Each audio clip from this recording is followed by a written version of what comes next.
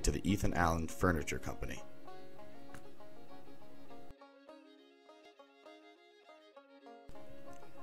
In 1932, Nathan S. Ansell and Theodore Baumriet founded the company in Beecher Falls.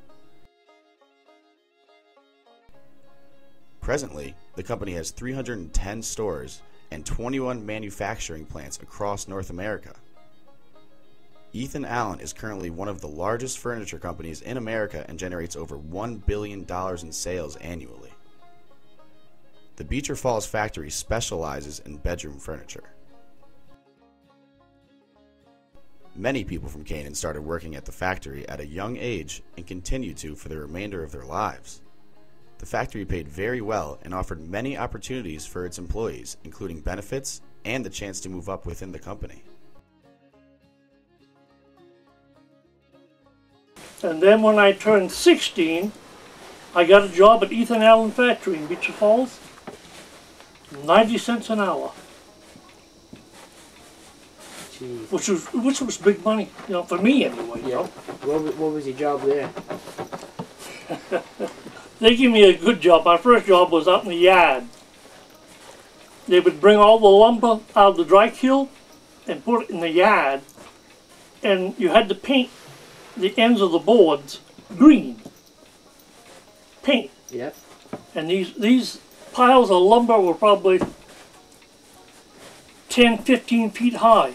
And the foreman gave me a bucket of paint and a paintbrush and told me he wanted the ends of the boards painted on the front side and on the back side of the load. And then he left. 16 years old, I thought I knew everything. I grabbed that paint and that bucket, I went, worked my way all the way to the top, come all the way down, went to the other side, did the same thing. I had more paint on me than we did on the lumber. Mm-hmm. He didn't tell me, you know, you should go to the top and start down. Yep. I started at the bottom, I paint and used my feet and hands to climb up. What a mess. Yeah, The manufacturing section of the factory closed in August 2009, leaving over 250 people out of work. Although this will have significant adverse impact on the economy in the area, the people of Canaan have a long and proud history of responding to these types of situations in a positive, constructive manner. The land not only gave the people trees to cut, but also fertile land to grow crops and herd animals. During World War II, quite a lot of the Canadian farmers would come down and buy up the farms which the Yankee farmers had given up on because they didn't have enough people to make them pay. And the Canadian farmers would come down with large families, and the first thing they would do would be to cut off the pulpwood to pay off the farm. Yep. And then they would have all the good old Yankee traits of industry and thrift and make those farms pay. And so for quite a while we had some thrifty looking farms, but that has all declined and changed drastically in our lifetime, since World War II. We just have one real farm. Yeah. One real farm left in the town of Canaan now. Oh yes. That's right. Yeah. And that's Bill Johnson's place down south of Canaan. And he's taken over fields from the line, the Canaan-Leamington line, right up to the Canadian line up here. Mm-hmm. He's taken over the fields, plant corn in. Mm-hmm. Yes. So that's a big change. All those fields are all corn now. At one point in Canaan's history, there were dozens of farms, but presently there is a single farm that remains operational.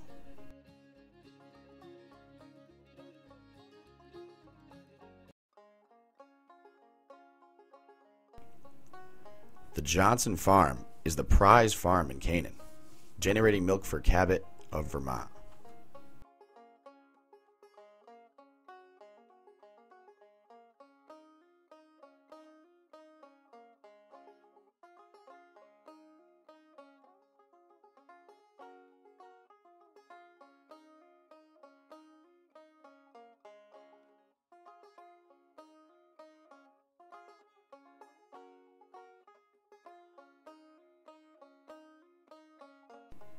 life in Canaan did not always revolve around working in fields and forests.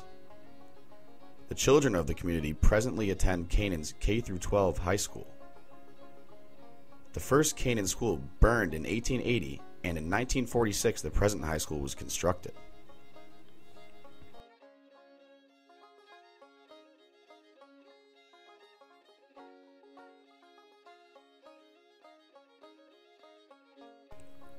The first high school basketball team was in 1915. Over the years, basketball, baseball, and soccer teams from Canaan have successfully competed with other teams in Vermont, New Hampshire, and Quebec.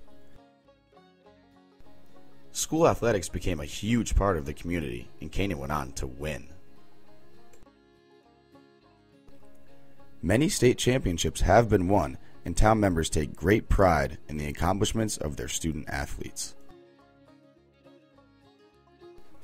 Sports remain an integral part of the community, as evidenced by the adult bowling and softball leagues that exist. For over 40 years, Canaan has hosted a major softball tournament the first weekend in August, with over 25 teams from New Hampshire, Vermont, and Quebec participating. This event is a fine example of the can-do positive attitude that exists in the town of Canaan.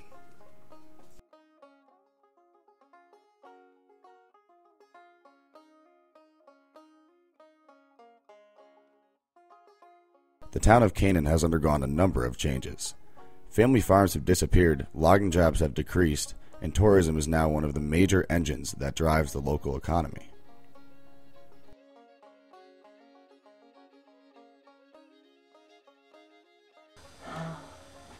Yeah. What makes Canaan Canaan is his question, and I think what makes Canaan Canaan is that we all know each other. Everybody knows everybody, and that's not a bad thing, is it? No.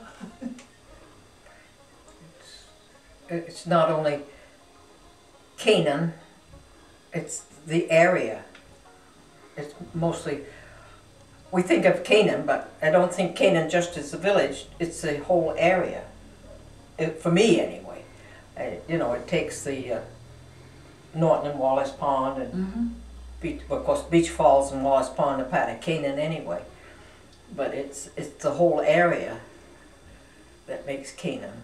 And I like to think that people are getting more aware of the fact that everything from, say, Norton to Errol, New Hampshire, and everything from Pittsburgh, New Hampshire to North Stratford, New Hampshire, including the Vermont side of the river, is all really one big neighborhood.